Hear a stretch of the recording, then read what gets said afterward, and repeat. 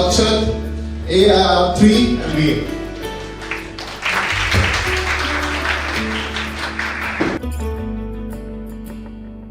रास्ते भागे एक ब्रीफ इंट्रोडक्शन अपने बारे में दीजिए कि कैसे क्या आपने सीयूटी पीजी सोचा, या आप कहाँ से बिलोंग करते हो, क्या कर रहे थे, है ना। तो उसके साथ में आपने जो स्ट्रेटजी बनाया या उसको फॉलो किया वो क्या रहा है, कैसे आपने किया, क्योंकि जो वर्किंग प्रोफेशनल हैं ऑलरेडी और एमबीए करने की सोच रहे हैं ताकि वो अपने जॉब में और अपग्रेड कर पाए, तो उनके लिए हेल्प होगा। तो आप ये स्ट्रेटजी डिस्कस करिए एक बार। तो तुमने साथ के साथ पीवाईक्यूज लगाना स्टार्ट किया था, मतलब बेसिक से स्टार्टिंग से ही, या फिर पहले पूरा सिलेबस कंप्लीट किया and then you start PYQs? है कि how many hours did you study daily basis का बताना। फाइन। कि मार्क्स को इम्प्रूव करने के लिए, है ना, या फिर स्पीड को इम्प्रूव करने के लिए, टाइम मैनेजमेंट करने के लिए ऐसा कहा जाता है कि मॉक टेस्ट हो। तो मॉक टेस्ट का इंपॉर्टेंट रोल प्ले किया आपके इम्प्रूवमेंट के लिए। तो लास्ट मैसेज जो अभी 2026 के लिए होगा बच्चों के लिए, क्योंकि आपने स्कोर भी काफी अच्छा किया है।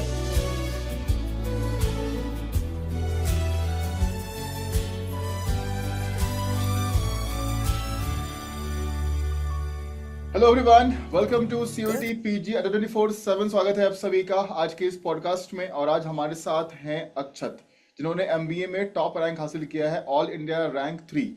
तो आज हम मिलने वाले हैं इनसे और इनसे बात करेंगे, इनसे जानेंगे कि इन्होंने कैसे ऑल इंडिया रैंक 3 हासिल किया है और जो कॉलेज इनको मिला है, अलॉट किया है, या जो स्पेशलाइजेशन ये करने वाले हैं उसके बारे में सारी जानकारी हम जानेंगे।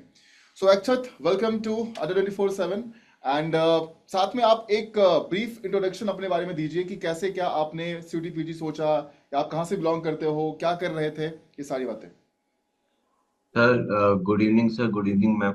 सो मेरा नाम अक्षत श्रीवास्तव है और मैं लखनऊ से बिलोंग करता हूँ।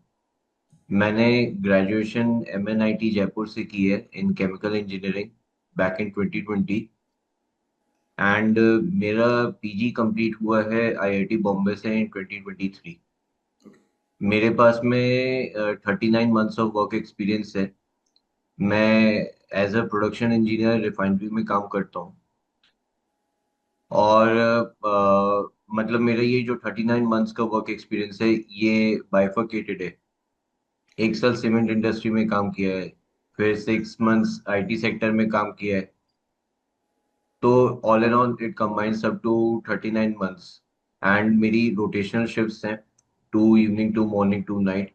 तो इसी के साथ में मैंने अपनी सीयूटी प्रिपरेशन को मैनेज किया है, सीयूटी पीजी प्रिपरेशन को। ओके, तो मतलब आपकी स्ट्रेटजी क्या रही, जैसे कि आप जॉब में रहे, है ना, आपके शिफ्ट अलग अलग होते थे, है ना, तो उसके साथ में आपने जो स्ट्रेटजी बनाया या उसको फॉलो किया वो क्या रहा है, कैसे आपने किया, क्योंकि जो वर्किंग प्रोफेशनल हैं ऑलरेडी और एमबीए करने की सोच रहे हैं ताकि वो अपने जॉब में और अपग्रेड कर पाए, तो उनके लिए हेल्प होगा। तो आप ये स्ट्रेटजी डिस्कस करिए एक बार।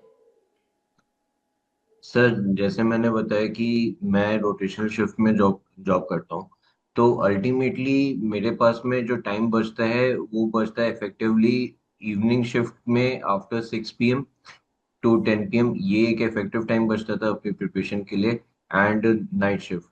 तो इन दोनों टाइम में मैं मैक्सिमम यूटिलाइजेशन कर पाता था। अब इसके अंदर जैसे ऑफिस आवर्स है, तो ऑफिस आवर्स में मैं मॉक टेस्ट नहीं देता था। मॉक टेस्ट तो मैं मतलब अपने रेजिडेंस पे ही देता था। वहां पे मैं प्रिपरेशन करता था। जैसे मेरी वर्बल रीजनिंग बहुत वीक थी। वर्बल रीजनिंग के अंदर जैसे रीडिंग कॉम्प्रिहेंशन पढ़ लिया, रीडिंग कॉम्प्रिहेंशन पढ़ने के बाद में भी जब आंसर स्टिक करने जा रहे हैं तो शुरू शुरू में ऐसा हुआ था कि बहुत सारे आंसर्स मेरे गलत हो जाते थे। Suppose if reading comprehension has 4 questions तो मेरे 3 गलत हो जाते थे। ओके।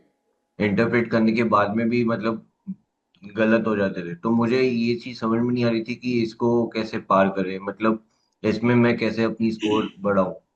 तो अल्टीमेटली इसके अंदर आप लोगों का एक वीडियो देखा था मैंने या यूट्यूब का, जिसके अंदर आप लोग सारी क्वांटिटेटिव एप्टीट्यूड, लॉजिकल रीजनिंग, आशी मैम का शायद वो वीडियो था।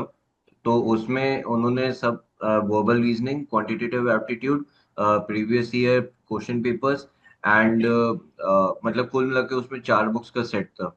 तो अल्टीमेटली मैंने वो सोचा कि मैं वर्बल रीजनिंग उसमें से ले तो ली चारों, क्योंकि मुझे आइडिया लेना था कि पेपर कैसे होता है। एक्चुअली में जो सिलेबस दिया हुआ इन लोगों ने वेबसाइट पे वो बहुत कंसाइज है। तो हाँ। एग्जैक्टली उसमें आइडिया नहीं लगता है कि हाँ क्या कैसे करना है, किस तरीके के क्वेश्चंस आते हैं। तो प्रीवियस ईयर क्वेश्चंस पहले देखे कि कैसे हैं, किस तरीके के क्वेश्चंस आते हैं, कैसे अप्रोच करना है। ओके। और वर्बल रीजनिंग के ऊपर मतलब मेरा ज्यादा फोकस था। आप समझ लीजिएगा अगर टाइम डिस्ट्रीब्यूशन करें तो 60% मेरा वर्बल रीजनिंग में टाइम गया प्रिपरेशन का, 25% लॉजिकल रीजनिंग में, और क्वांटिटेटिव एप्टीट्यूड में मैं प्रीवियस ईयर पेपर्स में ही ज्यादा फोकस था। ओके, मतलब पीवाईक्यूज जो हैं वो काफी इंपॉर्टेंट हैं, जो भी स्टूडेंट्स 2026 में पेपर देने वाले हैं, राइट? यस सर, पीवाईक्यूज के बिना आप आइडिया नहीं लगा सकते कि किस तरीके के क्वेश्चंस आपके पेपर में आने वाले हैं। एग्जैक्टली। ठीक है। तो जैसे पीवाईक्यूज की तुम बात कर रहे हो, तो तुमने साथ के साथ पीवाईक्यूज लगाना स्टार्ट किया था, मतलब बेसिक से स्टार्टिंग से ही, या फिर पहले पूरा सिलेबस कंप्लीट किया and then you start PYQs? Ma'am, myth is that कि जब नॉर्मली आदमी ये सोचता है कि जब हमारा 100% सिलेबस पूरा हो जाएगा तब हम मॉक्स पे जाएंगे, परफेक्ट, लेकिन हाँ, यही एक्चुअली में राइट। सिलेबस कभी पूरा होता ही नहीं है। एग्जैक्टली। गुड। मतलब आप कितना भी कर लें, कुछ ना कुछ ऐसी चीजें रहती हैं वो छूट जाती हैं। तो आई हम्म। वुड सजेस्ट कि जब आपका 70% सिलेबस खत्म हो जाए हम्म। तब आप मॉक्स देना चालू करें। क्या होगा, आपको इनिशियली में थोड़ा सा स्कोर कम आएगा। हम्म। स्कोर कम आएगा किन चीजों की वजह से आ सकता है, या तो आपको कंसेप्चुअल क्लैरिटी नहीं है, या हम्म। फिर आप कॉन्सेप्ट लगा रहे हैं तो उसको गलत तरीके से लगा रहे हैं, जिसकी वजह से you are getting that question wrong. Correct. तो अल्टीमेटली मैं ये सजेस्ट करूंगा कि सिलेबस जब 70% कंप्लीट हो जाए, मैंने जैसे बोला कि मैं वर्बल रीजनिंग के ऊपर ज्यादा अपना टाइम देता था, तो इट्स नॉट दैट कि मैंने पूरी वो वर्बल रीजनिंग वाली क्वेश्चन बुकलेट खत्म ही कर ली। लास्ट के 3-4 चैप्टर छूट गए थे मेरे, लेकिन तब मैंने डिसाइड किया था कि नहीं, अभी टाइम नहीं बचा है, पेपर इज नियर, तो I should start giving mocks right away. Hmm. बाकी जो होगा, जिन क्वेश्चंस में गलत होंगे, अगर वो इन 5 चैप्टर से बिलोंग करते होंगे, then I will cover it, otherwise I will मतलब मैं अपने आप को ही उस पे इम्प्रूव करूंगा जो मैंने प्रीवियसली किया हुआ है, क्योंकि 100% एफिशिएंसी तो नहीं अटेन कर सकते ना। बिल्कुल एग्जैक्टली। बिल्कुल। तो जैसे तुमने बताया कि रीजनिंग में तुमको प्रॉब्लम आई थी, तो वो भी ऑब्वियसली तभी आई, तभी पता चला होगा जब कुछ मॉक या फिर कुछ ना कुछ पीवाईक्यू सॉल्व किए होंगे। अदरवाइज खाली अगर सिलेबस कंप्लीट करने बैठते तो वो पॉसिबल ही नहीं होता कि अपनी गलती या फिर अपना कमजोरी जो है वो पता चलती है ना। यस। तो आई थिंक स्टूडेंट्स के लिए जो देख रहे हैं उनके लिए बहुत अच्छी स्ट्रैटेजी है जो इसने फॉलो की अक्षत ने। तो मैं तो यही सजेस्ट करूंगी कि आप कुछ सीखें इससे, ये वाली चीज से, क्योंकि बहुत इंपॉर्टेंट है। सिर्फ सिलेबस कवर करने में मत लगो, साथ के साथ देखो कि वीक चीज क्या है जहाँ पे आप काम कर सको। ठीक है। तो अच्छा है ये। नेक्स्ट क्वेश्चन अक्षत आपसे ये है कि how many hours did you study daily? Daily basis का बताना, fine. And then the second one is, and how did your schedule look? और शेड्यूल कैसा था वो तुमने वैसे भी एक्सप्लेन कर ही दिया है कि like rotated shift and all. तो उसमें कैसे कवर अप करते थे? कभी हर दिन एक जैसा नहीं होता, एक दिन थकान वाला था बहुत ज़्यादा, एक दिन रिलैक्सिंग है, तो कितना आवर्स कैसे तुमने डिफ्रेंशिएट किए? तो प्लीज़ उसको एक्सप्लेन करो। Okay, so my week looks like starting from Monday. Monday जैसे मेरी मॉर्निंग शिफ्ट होती है, एंड ट्यूसडे ट्यूसडे भी मॉर्निंग शिफ्ट है। तो हम्म। वो वाला दिन जो है, वो बेसिकली मैं वर्ड पावर मेडिसी जो है हम्म। बबल की, वो स्कीम थ्रू करता था, क्योंकि रेस्ट करने के बाद में इतना टाइम बचता नहीं था उस दिन में कि मैं उसको वर्बल रीजनिंग या क्वांटिटेटिव एप्टीट्यूड के। मेरी ये आदत थी कि अगर मैं कोई भी चीज लेके बैठा हूँ तो एटलीस्ट मैं 2 आवर्स उस पर बैठूं, क्योंकि 2 आवर्स का स्पैन है एग्जाम का भी। तो आपको 2 आवर्स की सिटिंग की आदत तो डालनी ही पड़ेगी। बिल्कुल। तो इसलिए मैंने ये सोचा कि मैं 2 2 आवर्स में ब्रेक करता हूँ हर चीज को। हम्म। तो ये चीज मंडे को नहीं हो पाती थी, तो मंडे को मैं बेसिकली यही देखता था कि हाँ, पिछली गलतियां क्या हुई हैं, और अपनी वोकैबलरी पे इम्प्रूव करता था। हम्म। ये मंडे का था मेजर पोर्शन। बाकी जैसे ट्यूसडे को अपना रेस्ट कर लिया, तो रेस्ट करते हुए मेरे ख्याल से आई थिंक 7 PM हो जाता था। मॉर्निंग शिफ्ट के बाद में जब मैं आता था तो 7 PM हो जाता था। तो उसके बाद में मैं बिफोर डिनर एक सेशन करता था क्वांटिटेटिव एप्टीट्यूड का। वो इसलिए करता था कि मैं एक तरीके से मोमेंटम गेन कर सकूं, अपने स्टडी का मोमेंटम गेन कर सकूं, और जिसको मैं कैरी फॉरवर्ड करूं अपने दोनों सब्जेक्ट्स के लिए। हम्म। तो क्वांटिटेटिव एप्टीट्यूड पे मैं मतलब 2 घंटे लगाता था, और आफ्टर डिनर फिर मैं अपना ये लेता था, वर्बल रीजनिंग लेता था, वर्बल लेता था। और उसमें अपना सबसे पहले आरसीज पे मेरा ज्यादा फोकस था, क्योंकि मैंने आपको बताया कि ये आइडेंटिफिकेशन मैंने किया कि मेरा आरसी पोर्शन ज्यादा वीक है फ्रॉम, मैंने सीयूईटी पीजी 2023 को एज अ मॉक सेल्फ लगा लिया था बिफोर प्रिपरेशन। ओके। तब उसमें उसमें जो मार्क्स प्रोपोर्शनेटली थे, इसमें क्वांटिटेटिव में, वर्बल में एंड लॉजिकल रीजनिंग में, तो लॉजिकल रीजनिंग में मतलब ओके ओकेश मार्क्स थे, और वर्बल में बहुत कम थे। वर्बल में मेरे ख्याल से नेगेटिव में मार्क्स थे स्टार्टिंग में। तब ओके। मुझे ये लगा कि मुझे इस पे ज्यादा वर्क करना चाहिए। क्वांटिटेटिव चलिए ठीक है, क्वांटिटेटिव पे मैं अपना, क्योंकि इंजीनियर हूँ तो इंजीनियर्स की एक्चुअली में ऑब्वियसली मैथ्स और एनालिटिकल क्वांट एबिलिटी थोड़ा सा, वगैरह, हाँ। एग्जैक्टली तो वो मेरी वीकनेस नहीं थी, वीकनेस मेरी वर्बल थी, तो वर्बल पे ज्यादा टाइम पुट करना था। तो अब वर्बल पे जैसे मैंने बोला कि दो दो घंटे का अगर मैं सिटिंग करता हूँ, तो वर्बल में ये मोस्टली एक्सटेंड ही हो जाता था, हम्म। एक्सटेंड हो जाता था 2.5 टू 45, 3 आवर्स तक एक्सटेंड हो जाता था। ये इसलिए मैं एक्सटेंड करता था क्योंकि मुझे शुरू शुरू में चीजें समझने में बहुत दिक्कत हो रही थी, मुझे ये समझ नहीं आ रहा था कि how to get this right. Hmm. फिर बाद में जब, जैसे मैंने मॉक टेस्ट स्टार्टिंग में लगाए थे, तो उसके सॉल्यूशन से देख के समझा कि अच्छा ये इस तरीके से इंटरप्रेट किया, ऑथर वांट्स टू से दिस, ऑथर का ये आइडियोलॉजी है, हम्म। और main idea of the passage ये है। हम्म। मतलब बेसिकली इन सब चीजों पे पहले वर्क किया। अब इसमें भी जैसे रीडिंग कॉम्प्रिहेंशन है, रीडिंग कॉम्प्रिहेंशन के अंदर मैंने para by para short notes बनाए, एक एक दो दो वेरी गुड। लाइन के शॉर्ट नोट्स बनाए, ताकि मुझे क्रक्स समझ में आ जाए कि हाँ ये पैसेज कहना क्या चाह रहा है, what is the crux of the passage. Hmm. And it's not that कि अगर आपकी स्क्रीन में खुल, अगर मान लीजिए मॉक टेस्ट के टाइम पे आप मॉक का सॉल्यूशन देख रहे हैं, हम्म। तो स्क्रीन पे आपका पैसेज रहता है, आप अपना साइड में जब एनालिसिस कर रहे हैं मॉक का एनालिसिस, तो उसमें भी आप शॉर्ट नोट्स बना सकते हैं उन पैसेजेस के जो आपने मॉक के टाइम पे अटेम्प्ट नहीं किए हैं। Very good.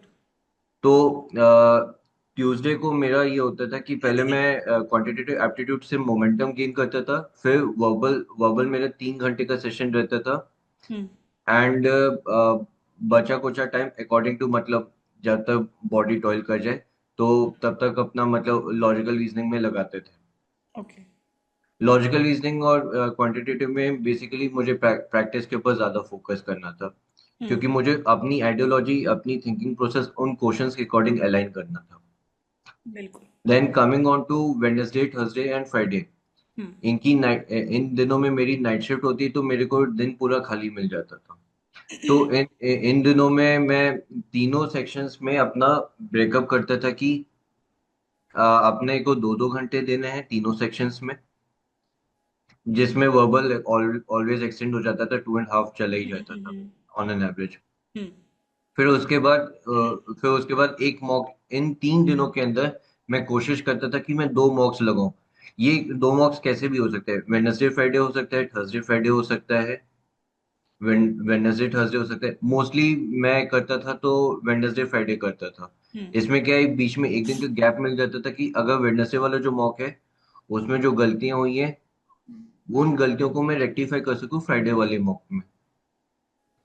And night shift के टाइम पे वर्कलोड उतना नहीं रहता जितना जनरल शिफ्ट में रहता है।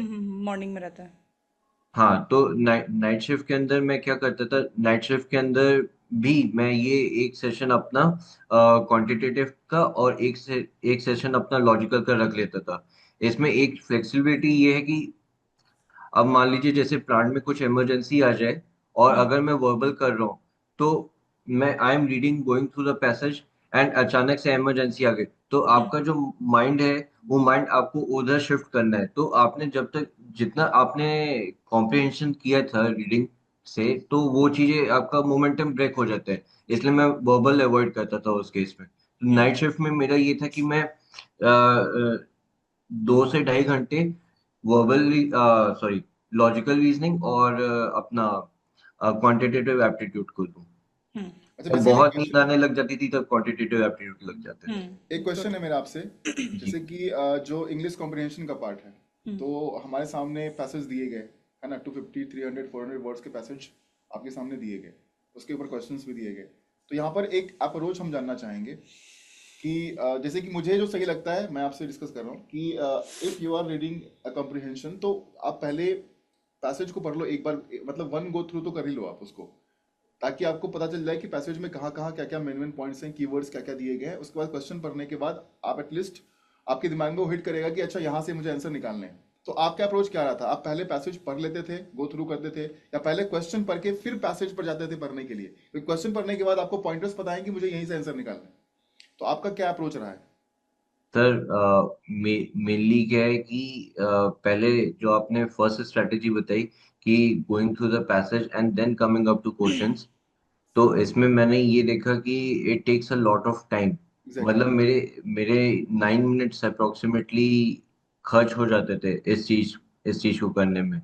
पर 9 मिनट्स अगर मैंने केवल 4 क्वेश्चंस में लगा दी तो बाकी क्वेश्चंस में मेरा टाइम किल हो जाएगा ना। वो एग्जैक्टली। वो चीज मैं अफोर्ड नहीं कर सकता हूँ। हाँ। तो in order to maximize my attempts, I switched to the second strategy कि let's go through the questions first. Questions की डिमांड क्या है, एंड देन अकॉर्डिंगली अपना अपना जो फ्रेमवर्क है उस क्वेश्चन को माइंड में रखते हुए फिर हम पैसेज को गो हाँ। थ्रू करें। Exactly exactly. ये तो जैसे कि मार्क्स को इम्प्रूव करने के लिए है ना, या फिर स्पीड को इम्प्रूव करने के लिए, टाइम मैनेजमेंट करने के लिए ऐसा कहा जाता है कि मॉक टेस्ट दो। तो मॉक टेस्ट का इंपॉर्टेंट रोल प्ले किया आपकी इम्प्रूवमेंट के लिए, मतलब including all the subjects? Yes क्या सर। क्या रोल प्ले किया मॉक्स? सर मॉक टेस्ट में बेसिकली आप अपनी स्ट्रैटेजी डिजाइन कर सकते हैं कि which section two proceed first. और बेसिकली क्या है, मतलब मुझे कौन से सेक्शन को पहले पिकअप करना चाहिए सच दैट कि मेरे मार्क्स ज्यादा इंप्रूव हो और मेरे अटेम्प्ट्स भी मैक्सिमाइज हो। ये आप दोनों चीजें आप चाहते हैं, यही ऑब्जेक्टिव है आपका जो एक्चुअल पेपर में आपको अचीव करना है। तो इट्स नॉट दैट कि आपके जैसे मॉक टेस्ट में 75 क्वेश्चंस आ गए then you go through all in line together. नहीं, ऐसा नहीं है। मैं हमेशा पीछे से चालू करता था, क्योंकि पीछे कौन से क्वेश्चंस होते थे, 10 क्वेश्चंस ऑफ डेटा इंटरप्रिटेशन। तो एग्जैक्टली। डेटा इंटरप्रिटेशन में you look at the pie chart, you look at the histogram, उसके करस्पॉन्डिंग 5 क्वेश्चंस हैं।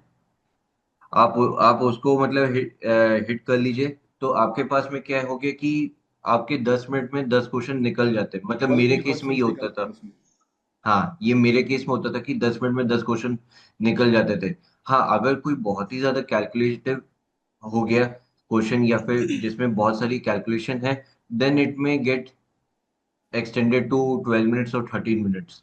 लेकिन क्योंकि मैंने 10 क्वेश्चन कर लिए, तो मेरा कितना परसेंट पेपर हो गया, मेरा अप्रोक्सीमेटली 15% पेपर तो मेरा 13 to 14% मेरा पेपर हो गया।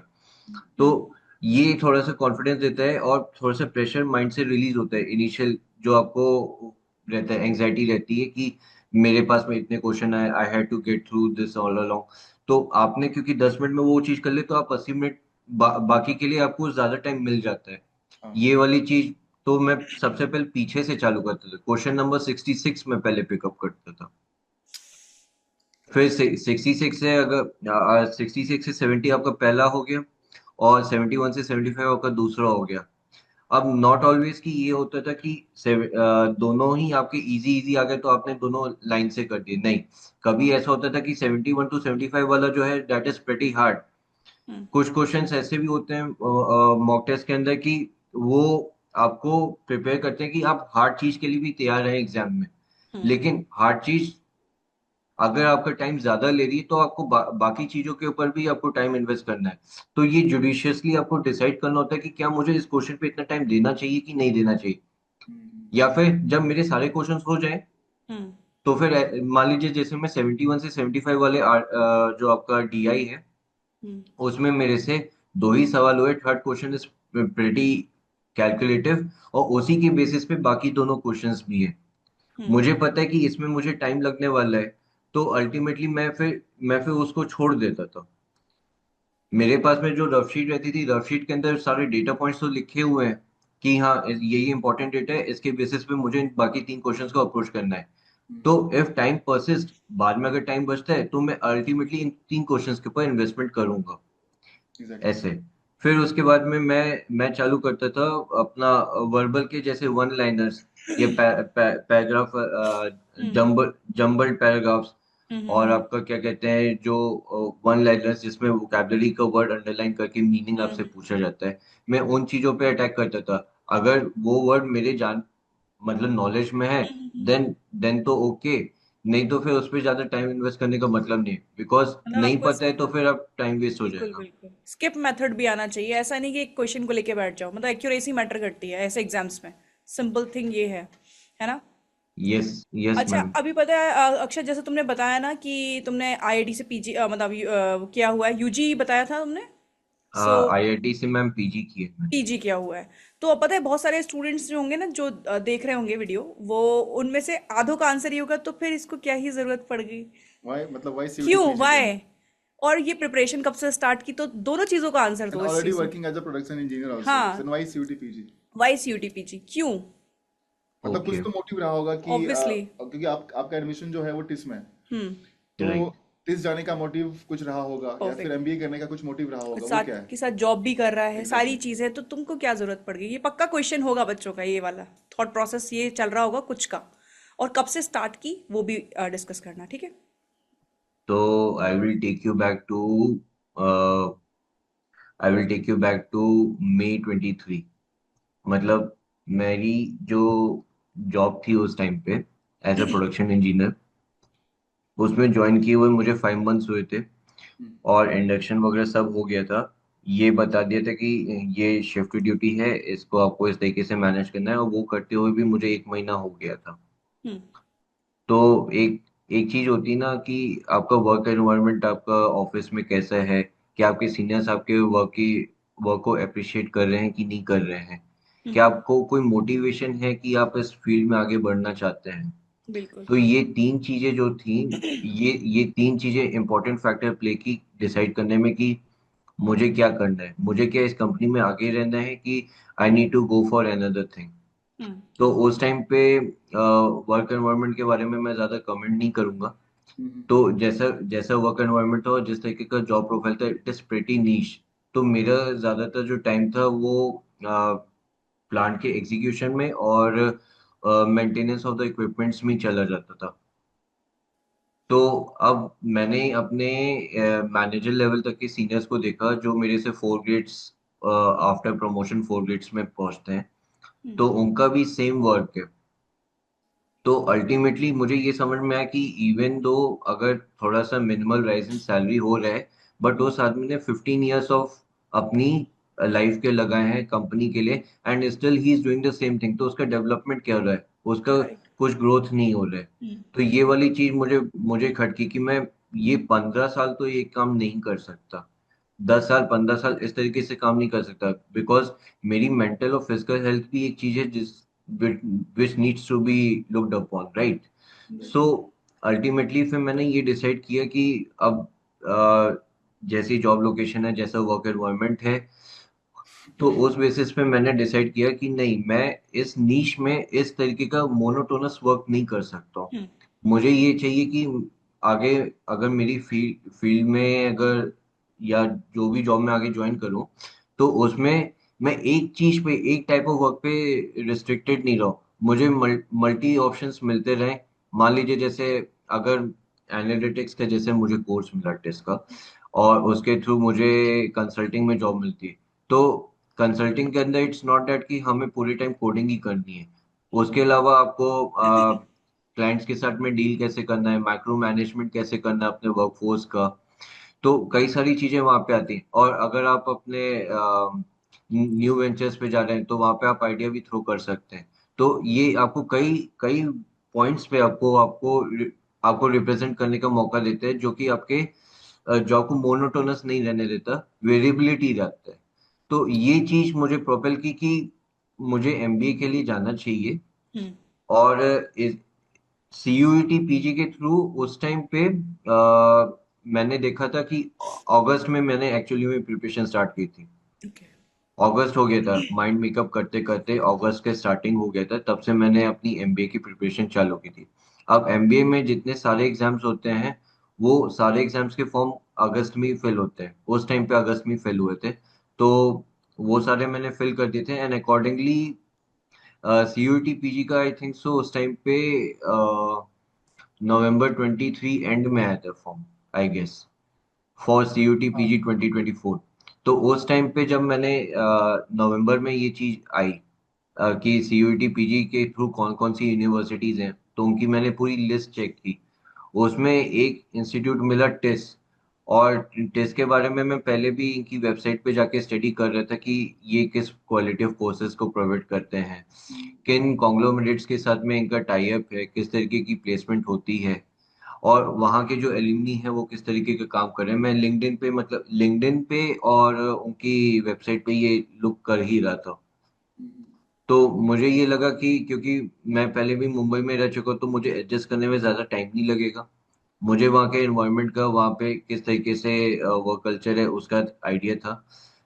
तो अल्टीमेटली ये मेरे थोड़े से मतलब विन विन सिचुएशन हो रही थी कि हाँ, मुंबई में इंस्टीट्यूट है, अगर मैं यहाँ पे 2 साल इन्वेस्ट करके यहीं पे जॉब पा लूँ तो फिर मुझे पता है कि हाँ, यहाँ पे किस तरीके का वर्क वर्क कल्चर है और मुझे किस तरीके से काम मिलेगा। राइट। बिल्कुल। तो ये चीज मुझे प्रॉपल की कि हाँ, मुझे अगर सीयूईटी पीजी की प्रिपरेशन करनी है, hmm back in 2024 they were offering HRM, hmm ODCL, hmm analytics, LSP. ये चार कोर्सेज ये चार मतलब मेजर कोर्सेज थे, अलोंग विद अदर्स जो कि हम्म सोशल वर्क और अदर कोर्सेज हैं। हम्म तो इन चार कोर्सेज पे मैंने देखा कि प्लेसमेंट्स कैसी होती है। हम्म तो प्लेसमेंट्स इन चारों की अच्छी थी। तो विनर्स थे बेसिकली आपके एचआरएम और ओडीसीएल।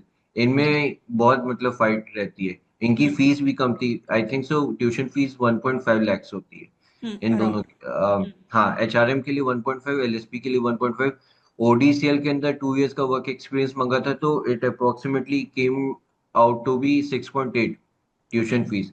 तो अगर मैं रहना खाना मिला भी लूँ तो मेरा मतलब 10 के अंदर हो जाएगा। और अगर जो प्लेसमेंट लगेगी तो अल्टीमेटली मैं इस एजुकेशन लोन पे अगर जाता हूँ तो मैं इसको रिकवर जल्दी कर लूंगा। बिल्कुल।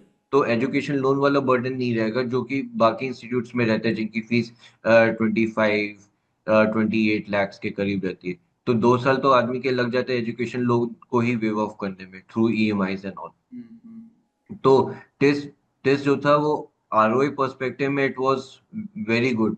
एफएमएस और टेस्ट, ये दो इंस्टीट्यूट्स ऐसे हैं कि जिनकी ट्यूशन फीस कम है और आप अपना एजुकेशन लोन बहुत जल्दी वेव ऑफ कर सकते हैं।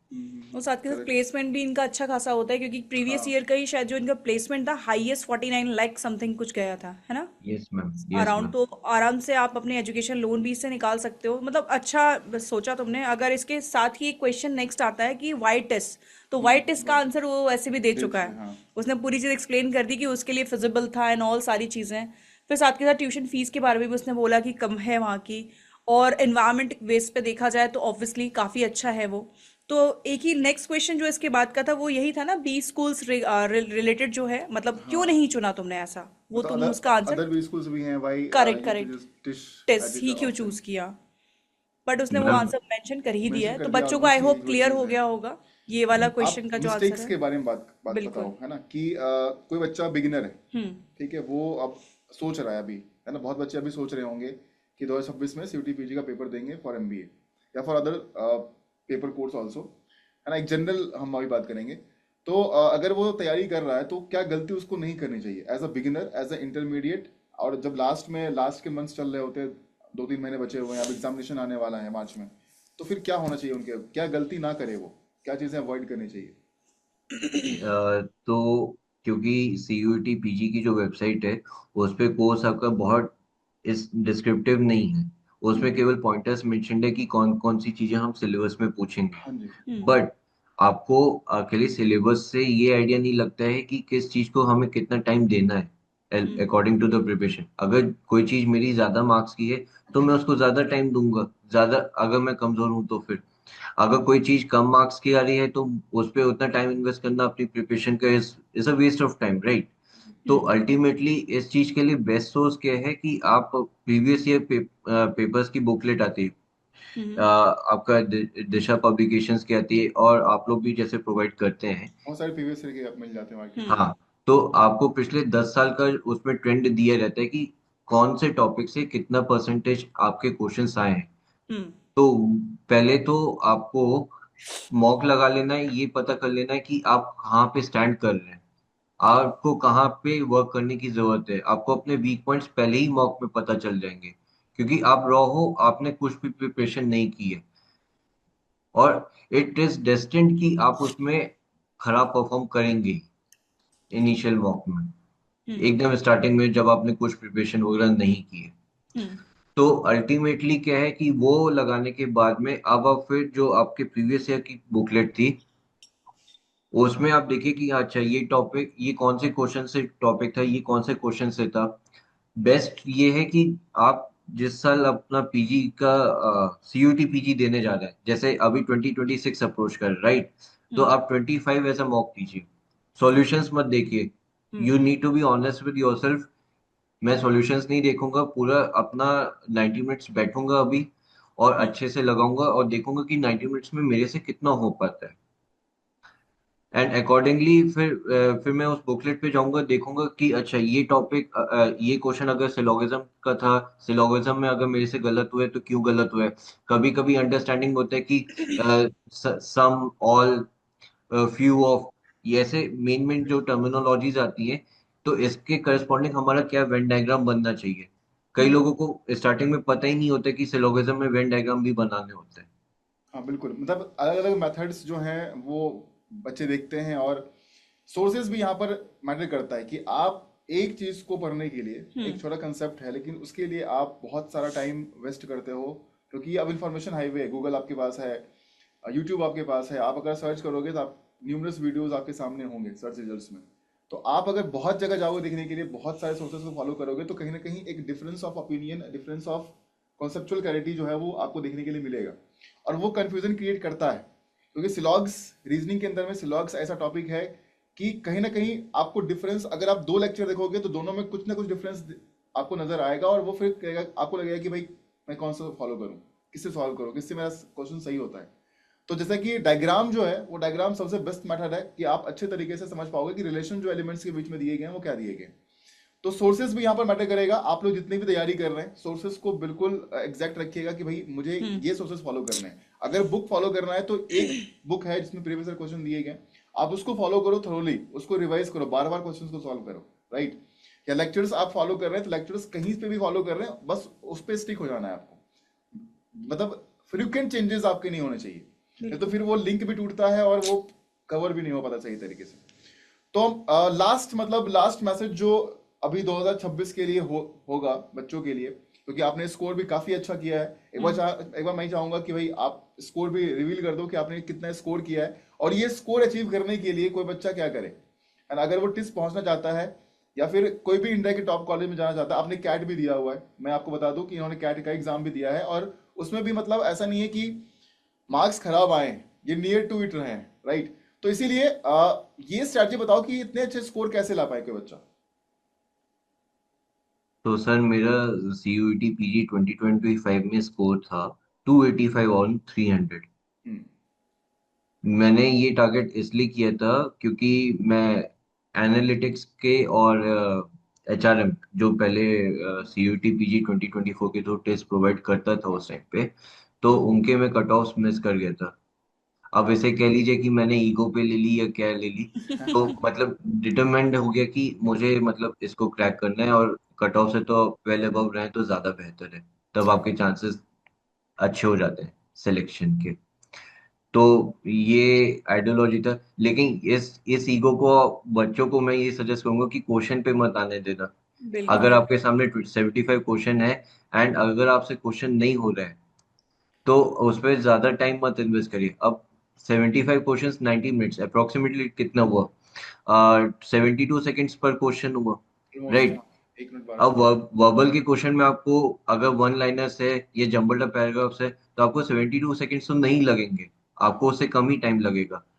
अगर आपको आता है तो, नहीं आता है तो मूव करिए, आगे बढ़िए। जैसे मैम ने बोला कि स्किप मेथड आना चाहिए, तो हम्म वहां पे आपको ईगो नहीं लेनी कि नहीं अरे मैं तो ये क्वेश्चन क्रैक करके रहूंगा, क्योंकि अल्टीमेटली वो कितने मार्क्स देने वाला है, 4 ही मार्क्स देने वाला है, सबका वेटेज इक्वल है। तो बिल्कुल अगर आपने 10 मिनट लगा के अपनी ईगो सेटिस्फाई करके वो 4 मार्क्स ले भी लिए, बाकी क्वेश्चंस पे आपका टाइम मार्क्स चला गया ना। ये वाली देखिए, चीज है। ईगो जो है वो प्रिपरेशन फेज में होना चाहिए कि मुझे इतने मार्क्स लेकर आने हैं, क्योंकि अगर एग्जाम में ईगो दिखाओगे तो वो वहां पर ईगो आपका खत्म हो जाएगा, वो रहेगा नहीं। कुछ सेकंड का ईगो है और वो फिर वो ईगो बहुत दुख देगा एग्जाम हॉल के बाहर निकलने के बाद। Exactly exactly. तो मतलब बेसिकली उस टाइम पे ये था मेरा कि मुझे एग्जाम्स में अपने अटेम्प्ट्स को मैक्सिमाइज करना है। और क्योंकि स्टार्टिंग में आप, कई सारे लोग वर्किंग होते हैं, कई सारे लोग ऐसे कॉलेज में फाइनल ईयर में प्रिपरेशन की सोचते हैं कि मैं एमबीए करूंगा, ये करूंगी। हम्म। तो उनके पास में भी ये रहता है कि मैं कॉलेज टाइम के साथ में कैसे मैनेज करूं। हम्म। तो अब कॉलेज कॉलेज में कुछ लोग ऐसे होते हैं कि हाँ, मेरे जैसे डिपार्टमेंट इलेक्टिव्स हैं तो मुझे डिपार्टमेंट में टाइम देना पड़ेगा, क्योंकि डिपार्टमेंट में अगर आपने रेप्यूटेशन नहीं अच्छी की तो फिर प्रोफेसर आपके मार्क्स या ग्रेड डाउन कर देता है, कभी कभी कभी तो फेल कर देता है क्योंकि आपकी 75% अटेंडेंस नहीं होती है। कई बिल्कुल। जगह पे ये भी नाटक रहता है कॉलेज में। एग्जैक्टली। क्योंकि अब हमारा क्या है कि एजुकेशन सिस्टम जो है वो, it needs a major upgrade, to be exactly. Very honest. Exactly. और उसमें क्या है कि अभी जिस तरीके के कोर्सेज पढ़ा रहे हैं वो 10 to 20 years पहले टेक्नोलॉजी चलती थी। तो करेक्ट। उस चीज को अभी इंडस्ट्री चाह ही नहीं रही है।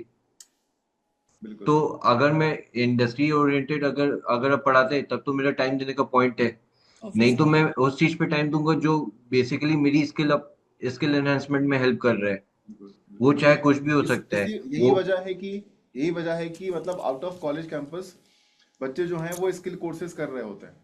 उनकी क्लासेस तो चली रही हैं, हम्म। बट वो उससे उतने सेटिस्फाई नहीं है, और ना ही उससे उनका ग्रोथ हो सकता है आगे चलकर। परफेक्ट। हम्म।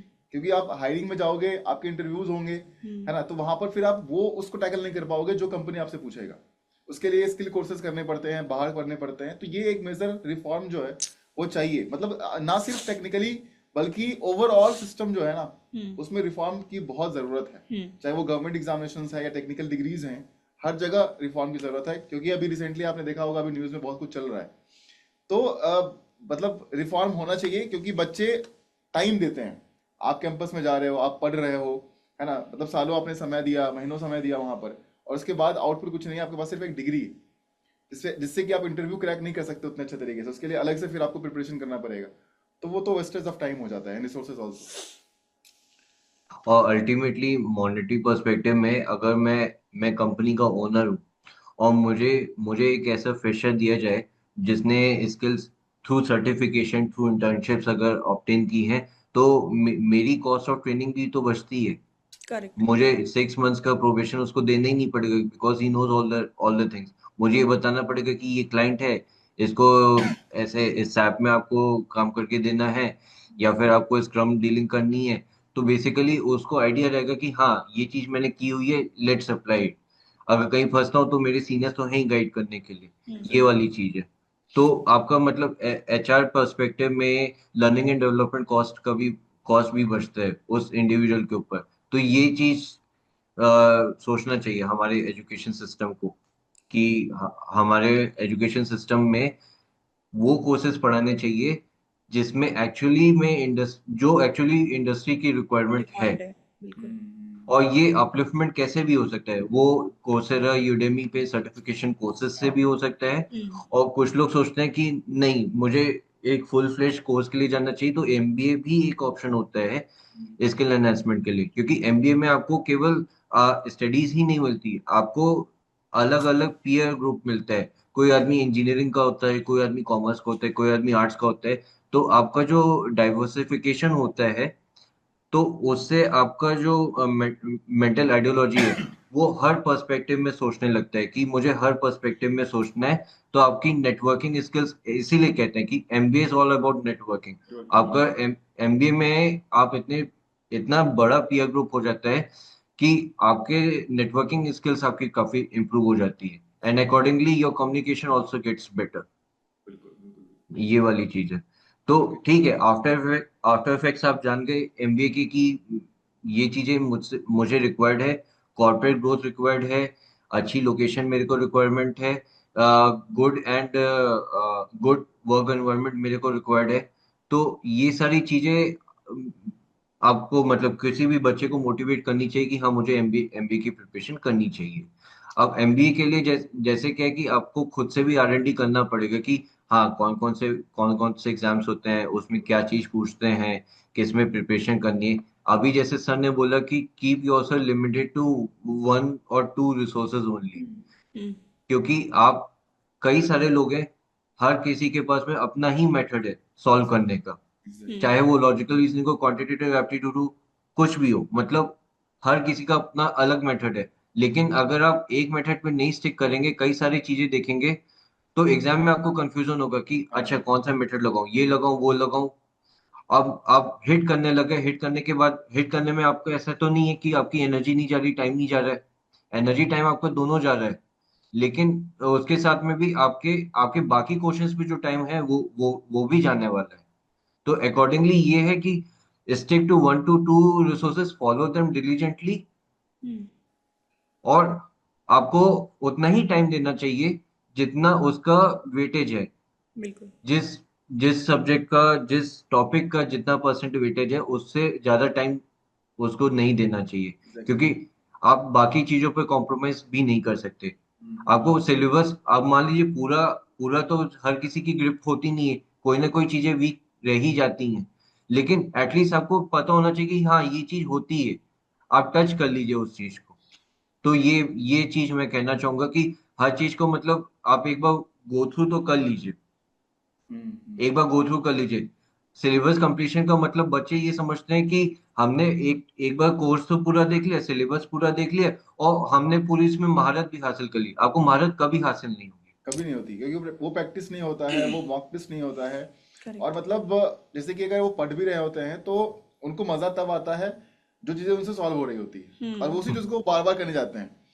और वो फिर खुश हो जाते हैं कि यार आज मैंने पढ़ाई कर ली, आज मैंने 100 क्वेश्चन इस चैप्टर के लगा लिए और 100 क्वेश्चन मैंने सॉल्व कर लिए। बट वो वहां फोकस नहीं करते जो उनसे हो नहीं रहा। बिल्कुल। मिस्टेक यहीं पर करते हैं वो। तो खुद को खुश करने से अच्छा है कि एग्जामिनर को खुश करिए जो क्वेश्चंस आपके लिए सेट कर रहा है ना। तो उससे सिलेक्शन भी आपके होंगे। और जो वीक एरियाज हैं उस पर ज्यादा टाइम दीजिए, चाहे वो क्वांट हो, रीजनिंग हो, इंग्लिश आपकी वीक है, हर जगह आप टाइम दो जहां पर वीकनेस है। क्योंकि जो स्ट्रांग हो चुका है उसमें थोड़ा सा रिविजन चाहिए, वो करते रहो। बाकी मेहनत जहाँ करनी है वहाँ करना चाहिए। तो अक्षत, आपने बहुत अच्छा बताया है, बहुत अच्छे तरीके से एक्सप्लेन किया है सारी चीज़ें को। मतलब कि जो बिगिनर होंगे वो भी समझेंगे, इंटरमीडिएट फेज में जो हैं, जो बिल्कुल। तैयारी कर चुके हैं, थोड़ा बहुत मॉक टेस्ट दे रहे हैं, या फिर जो बिल्कुल एडवांस लेवल है, ड्रॉपर अगर कोई स्टूडेंट होगा यहाँ पर तो वो भी बहुत कुछ सीखेगा इससे। क्योंकि आप एज अ वर्किंग प्रोफेशनल तैयारी किए, और टाइम को मैनेज करना, मॉक टेस्ट देना, या फिर कहाँ पर मुझे ज़्यादा हिट करना है ना। इन्होंने कई बार इस चीज़ को बताया है कि हिट कहाँ करना है मुझे। तो ये कहीं ना कहीं आपके लिए भी इंपॉर्टेंट बनता है कि भाई आप भी अपने उस पॉइंट्स को जानो जहां पर ज्यादा मेहनत करनी है। तभी आप अच्छा स्कोर हासिल कर पाओगे। और एमबीए में अगर अच्छा कॉलेज चाहिए, अगर टिस में जाना है, तो ऑब्वियसली आपको ये समझो कि आउट ऑफ 300 270 280 मार्क्स आपको प्लस जाने पड़ेंगे, तभी जाकर टिस के जो कोर्सेज हैं वो आपको मिलेंगे और आप सेफ होंगे। अगर आप जनरल कैटेगरी के हैं तो बिल्कुल, है ना। तो इस तरीके से आप अपना रख सकते हैं। बाकी I think everything is covered, है ना। बिल्कुल बिल्कुल, बहुत कि अच्छे से एक्सप्लेन किया हाँ, उसने सारी चीज़ें। इवन जो प्रोफेशनल है बच्चे उनको भी हाँ, पता चल गया, कॉलेज स्टूडेंट को भी क्लियर है कैसी स्ट्रैटेजी अपनानी है। तो काफ़ी अच्छे से एक्सप्लेन किया अक्षत ने। तो सम अप करते हैं यहीं हाँ। पे। तो यहीं पर अभी इस बातचीत को हम यहीं पर एंड करेंगे। एंड कॉन्ग्रेचुलेशन अगेन अक्षत, कि आपने थैंक यू इतनी कंग्रेचुलेशंस। सर। मेहनत की है और आपने हासिल किया। मतलब कि जो ईगो पर आपने लिया था 2024 की बात को, वो फाइनली जो है वो आपने सक्सेस के रूप में दिखाया दिखाया है। राइट। तो ये जरूरी है, ईगो लेना भी जरूरी है भाई, ईगो होना जरूरी है। क्योंकि हाँ, बट सही बैड जगह पे। बैड इंटेंशंस में नहीं होने चाहिए, क्योंकि वो फिर आपको एक हार लेकर देगा, है ना। आप हार बिल्कुल। जाओगे उस टाइम पे। मॉक टेस्ट में ईगो नहीं आना चाहिए, हाँ, वहाँ नहीं हाँ। उसमें लेनी। एस्केप मेथड को अप्लाई करते आना चाहिए। करेक्ट। एग्जैक्टली। तो थैंक यू सो मच अक्षत, है ना। आपने बहुत अच्छे से एक्सप्लेन किया सारी चीजें। और जितने भी स्टूडेंट्स इस वीडियो को देख रहे हैं, देख रहे होंगे, उन्हें बहुत कुछ सीखने के लिए मिलेगा इससे। और सिर्फ सुनना नहीं है, बल्कि आपको कहूंगा अप्लाई करिएगा इस चीज को। और अप्लाई करके ही आप जान पाएंगे कि आपकी कमी क्या है। क्योंकि अब क्या है कि स्ट्रैटेजी आप लोग देख रहे हैं, है ना। अक्षत हैं या हर्ष हैं या जितने भी हमारे टॉपर्स हैं, है ना, वो आपको बता सकते हैं। लेकिन आपके लिए क्या सुटेबल होगा, कैसे सुटेबल होगा, कैसे आप अप्लाई करोगे, ये आप बिल्कुल। समझ सकते हो। है ना, सेम तरीके से आप अप्लाई नहीं कर पाओगे, क्योंकि सबके अलग अलग इन्वायरमेंट रहे, सबके अलग अलग तरीके रहे उस चीज को करने के लिए। तो आप किस तरीके से इसको अप्लाई करोगे ये मैटर करेगा आपके लिए, तो इसको समझना जरूर और अप्लाई करना। और 2026 में मैं चाहूंगा कि आप भी टॉप करें और आप भी हमारे साथ इस पॉडकास्ट में बैठे। ठीक है, so thank you so much Akshat and all my dear students, keep watching CUT PG 24/7। Thank you sir.